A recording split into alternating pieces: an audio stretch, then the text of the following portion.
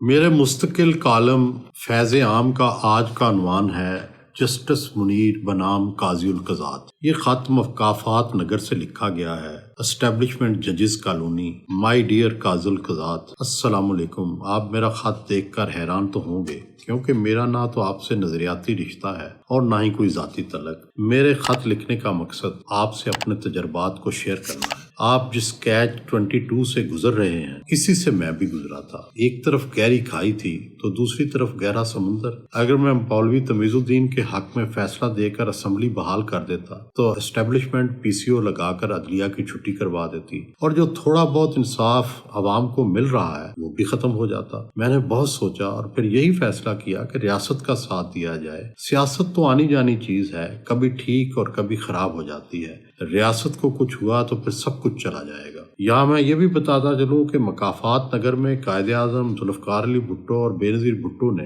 Establishment ججز colony کا boycott کر رکھا ہے۔ البتہ ایوب خان، یحییٰ خان اور جنرل ضیاء الحق اکثر ہماری کالونی میں آتے رہتے ہیں۔ جنرل ضیاء الحق، جسٹس انوار الحق اور مولوی مشتاق سے عدالت خداوندی میں دائر ذوالفقار علی بھٹو کی درخواستوں کے بارے میں قانونی مشورے کرتے رہتے ہیں۔ ابھی پچھلے دنوں جنرل مشرف اور شریف الدین پیرزادہ اکٹھے دیکھے گئے۔ ہم نے جناح صاحب کو معافی کی کئی درخواستیں بھیجی مگر وہ نہ ہمیں ملنے پر راضی ہے اور نہ ہمارا موقف سننے کو تیار ہے۔ دراصل ذوالفقار علی بھٹو نے اسٹیبلشمنٹ کے حامی ججز کے بارے میں انہیں بھر رکھا ہے۔ بے نظیر بھٹو بھی جب سے مکافات نگر آئی ہیں وہ بار بار یہ تقریر کرتی ہیں کہ اس کالونی کے رہنے والے جج چمک کا شکار ہو گئے تھے اور یہی تزادستان کے زوال کے ذمہ دار ہیں۔ کلثوم نواز شریف کی آج کل فاطمہ جناح سے گاڑی چھن رہی ہے۔ عمران خان کی والدہ شوکت خانم اور ان کے شوہر بھی کئی بار جناح صاحب سے ملنے آئے ہیں۔ ہمیں اہل سیاست کی خبریں ملتی رہتی ہیں، ہو سکتا ہے کہ انہیں بھی ہماری خبریں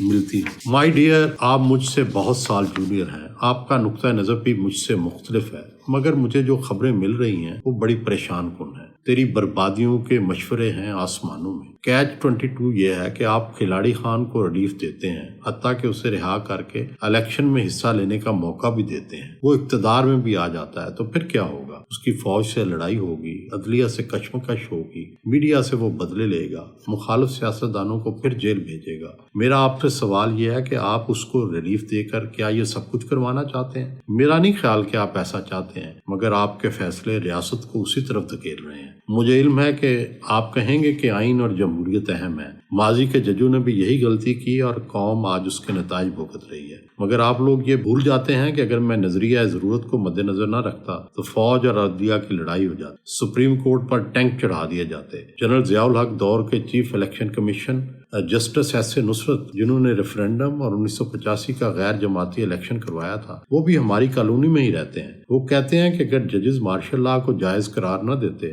ریفرینڈم میں جنرل ضیاء الحق کو نہ جتواتے تو فوجی ڈینک سپریم کورٹ پر قبضہ کر لیتے۔ آپ کو خط لکھنے کا مقصد بھی یہ ہے کہ آپ صورتحال کی سنگینی کا احساس کریں۔ اگر آپ کے فیصلوں کی وجہ سے PCO آ گیا یا مارشل لاء لگ گیا تو کل آپ ہی کو اس بحران کا ذمہ دار ٹھہرایا جائے گا۔ ڈیئر قاضی القضات صاحب، مجھے علم ہے کہ آپ کا نقطہ نظر مجھ سے مختلف ہے۔ آپ کے خیال میں ججز کو آئین کے تحت انصاف دینا ہے even if the heavens fall، مگر ہم اسٹیبلشمنٹ ججز کی رائے دوسری ہے۔ ہم ریاست کے مفادات کو مقدم سمجھتے ہیں۔ سیاستدان اور جمہوری وکلاء یا آزاد میڈیا ہمیں لاکھ برا بھلا کہیں، تاریخ میں ہمارا نام چاہے سیاہ حروف میں لکھا جائے مگر ہم نے ریاست کو بچانے کی کوشش کی ہے۔ اگر آپ کے فیصلوں کی وجہ سے ریاست کو کچھ ہوا یا جمہوری بساط لپیٹ دی گئی تو کیا آپ اس کی ذمہ داری سے بچ پائیں گے؟ مکافات نگر میں آپ لوگوں کا ایک فیصلہ زیر بحث ہے کہ کس طرح آپ نے بغاوت میں ملوث شخص کو الیکشن ٹکٹوں کے بارے میں مشورے دینے کی اجازت دے دی۔ کیا یہ بیل کو سرخ کپڑا دکھانے کے مانند نہیں ہے؟ آپ تو ریاست کو بھڑکا رہے ہیں۔ آپ کو صرف فیصلے نہیں دینے چاہیے، ان کے نتائج پر بھی نظر رکھنی ہوگی۔ اگر ایسا نہ کیا تو یہ نظام چل نہیں سکے گا۔ اگر آپ کو ریاستی مفاد والی دلیل سمجھ نہیں آتی تو کم از کم ذاتی مفاد اور عدلیے کے وجود کا ہی خیال کریں۔ اگر نیا PCO آ گیا تو سب جج نوکری سے فارغ ہو جائیں گے، آزاد عدلیہ کا نظریہ بھی فارغ ہو جائے گا۔ آج اگر تھوڑا بہت انصاف مل رہا ہے تو وہ بھی ختم ہو جائے گا۔ ایڈونچر کے نتائج خطرناک ہوتے ہیں۔ دوسری طرف ذاتی مفاد بھی دیکھیں۔ ہم سب ججوں کے بچے آج اچھی پوزیشن پر ہیں، اسٹیبلشمنٹ مخالف ججوں کو ہیرو کا درجہ تو مل گیا، مگر نہ ان کے پاس دولت ہے، نہ بڑے بڑے گھر ہیں، نہ ان کو ججی کے بعد کوئی ایڈوائزری ملی اور نہ ہی کوئی مراعات میسر آئیں۔ آپ کا اپنا خیال نہیں ہے تو اپنے بیوی بچوں کا ہی خیال کریں۔ ڈیئر جج صاحب، آخر میں گزارش ہے کہ ہمیں جنت ملے نہ ملے،